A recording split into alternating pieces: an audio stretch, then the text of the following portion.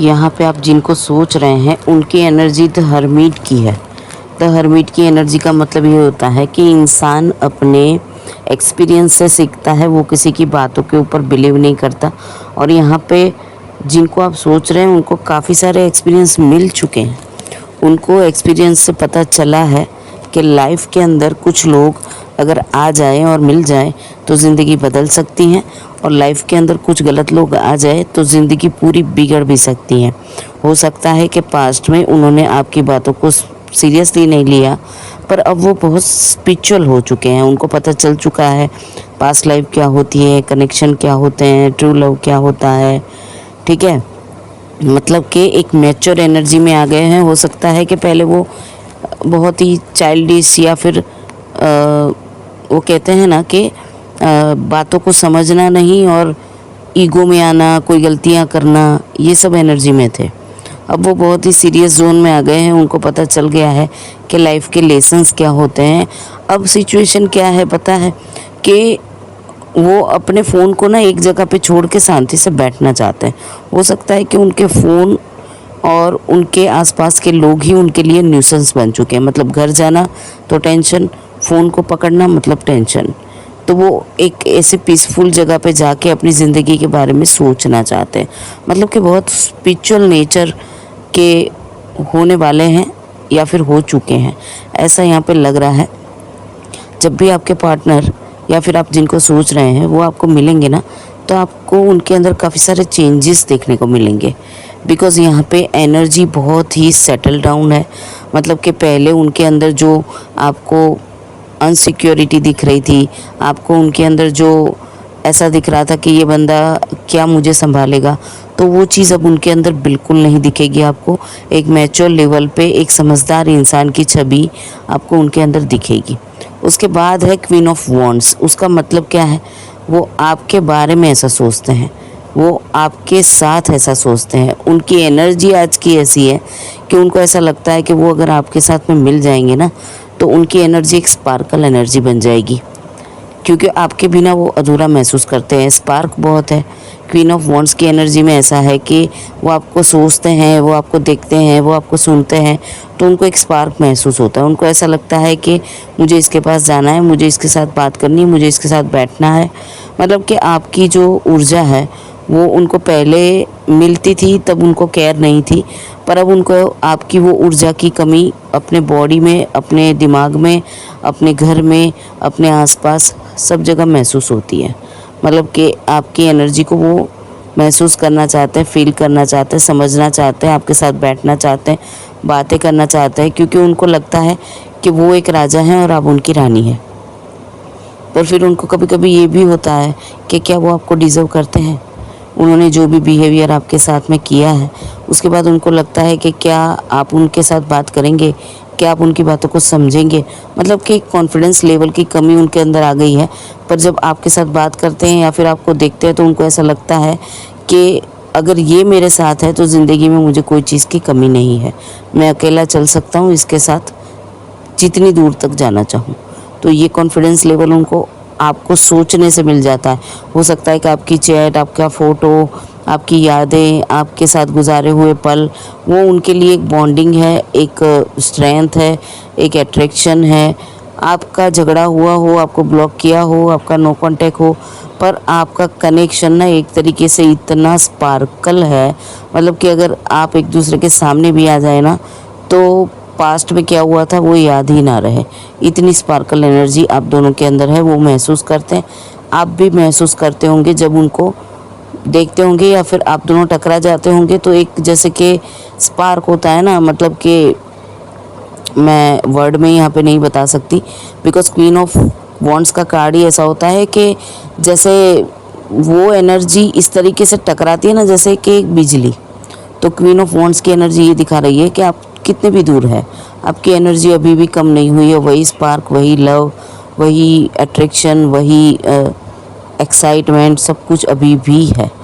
आपका नाम सुनते ही, आपको याद करते ही, आपकी एनर्जी को सोचते ही वो स्पार्क अभी भी बॉडी में आ जाता है, दिमाग में आ जाता है, महसूस हो जाता है, फील हो जाता है। ठीक है, ये एनर्जी अभी भी वहाँ पे है। उसके बाद है नाइन ऑफ वॉन्ड्स की एनर्जी। मतलब कि बहुत ही हारा हुआ महसूस करते हैं वो जिन लोगों के साथ में है। और उसके बाद अगर हम सोचें कि यहाँ से निकलने के लिए वो क्या करेंगे, क्योंकि 9 ऑफ वॉन्ड्स की एनर्जी है, तो एक जंग तो लड़ते ही रहते हैं, रोज़ जंग लड़ते हैं। कमाने जाते हैं, बाहर जाते हैं तो बाहर के लोगों से लड़ाई करो, आने के बाद भी शांति नहीं है, वो जंग चालू रहती है। और यहाँ पे मुझे 4-5 लोगों की एनर्जी मिल रही है। हो सकता है कि घर के लोग ही हैं, क्योंकि 5 ऑफ वॉन्ड्स की एनर्जी मतलब कि परिवार है, दोस्त है, समाज है, सोसाइटी है, कुछ ऐसे लोग हैं जो उनके साथ जुड़े हुए हैं, उनसे अलग नहीं है। और हो सकता है कि जैसे कि कोई ऐसा बोल रहा हो कि जो किया है वो भुगतो। बिकॉज ऑफ 5 ऑफ वॉन्ड्स की एनर्जी में क्या होता है ना कि एक इंसान कमज़ोर हो तो दूसरा लड़ भी ले। यहाँ पर मुझे दिखता है कि 5 ऑफ वॉन्ड्स की एनर्जी में जितने भी लोगों से लड़ाई करनी है वो सारे स्ट्रेंथ में है। मतलब कि हो सकता है कि आपके पार्टनर ने पास्ट में बहुत गलतियाँ की है तो उनके पास जवाब नहीं है बोलने के लिए। पर स्पार्क एनर्जी बहुत है, जितने भी लोग हैं वो उनकी ज़िंदगी के बारे में जानते हैं, काफ़ी कुछ जानते हैं।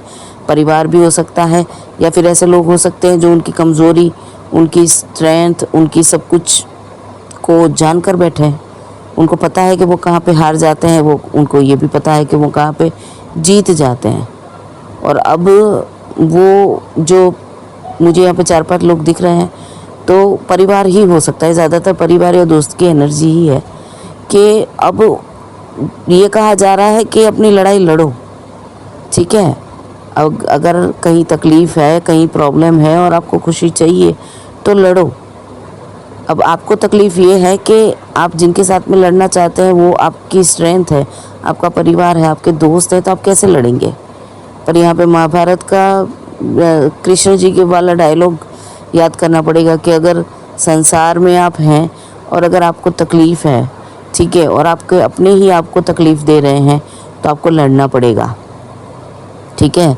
और मेन चीज़ ये है कि गलती इंसान से होती है, भले आपने 50 बार करी या 500 बार करी, तो उसका मतलब ये तो नहीं कि आप अपनी ज़िंदगी को ख़राब करेंगे।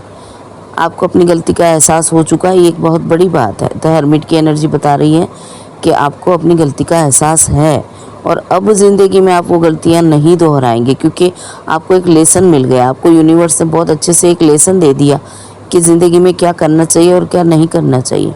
तो अगर परिवार सपोर्ट नहीं करता है तो आपको अपनी खुशियों के लिए खुद लड़ना होगा। आपको अपनी जंग फिर से जीतनी होगी। आपके अंदर वो स्ट्रेंथ है, आप लड़ाई कर सकते हैं, आप थकने वाले इंसानों में से नहीं है। तो यहाँ पे यही चीज़ है कि आपको अपनी कंपटीशन, अपना दिमाग, अपनी एनर्जी वापस से लानी होगी और हर लड़ाई को जीतना भी होगा और लड़ना भी होगा।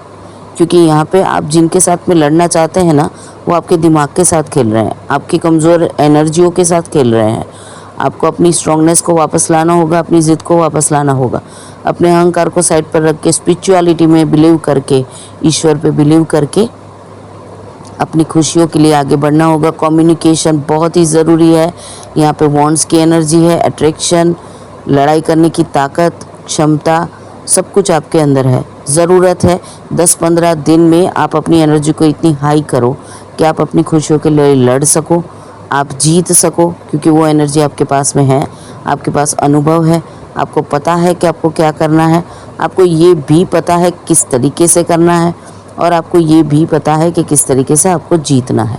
तो सारी एनर्जी को आपने जो डाउन करके रखा है कि नहीं मुझसे नहीं होगा, मैं थक गया, मेरी ज़िंदगी है पर मैं क्या करूं, मुझे कोई निकाले, कोई बाहर करे, तो ऐसा नहीं होगा। जब आप लड़ाई करना शुरू करेंगे ना, तो आपकी लड़ाई में, आपकी खुशियों की लड़ाई में अगर दूसरों को लगेगा कि ये जीत जाएगा तो अपने आप आपके पीछे आके खड़े रह जाएंगे। उसमें ज़रूरत नहीं है कि किसी को बुलाकर आप अपने साथ में जोड़ें। आप अपनी लड़ाई शुरू करिए। ईश्वर वैसे भी आपके साथ है, आपकी स्ट्रेंथ आपके साथ है, आपका जज्बा आपके साथ है, आपका हुनर आपके साथ में है। और किसी से दब के रहना ये ज़िंदगी में किसी ने नहीं सिखाया है। सिखाया तो ईश्वर ने भी यही है कि अगर तुम अपनी खुशियों के लिए नहीं लड़ोगे तो मुझे क्या पड़ी है। क्योंकि self love it's a big theme of A life. आपको अपनी खुशियों को जीतने के लिए सबसे पहले खुद से प्यार करना पड़ेगा। खुद से प्यार करेंगे तो कोई आपको दर्द नहीं दे सकता। आपने खुद दर्द दिया है तो अब आप खुद निकलो। आपके अंदर वो स्ट्रेंथ है उसमें से बाहर निकलने की। Om Shiv Shakti. Radhe Radhe. Subscribe, like, share and notification bell on रखिए। फिर से मिलते हैं। राधे राधे।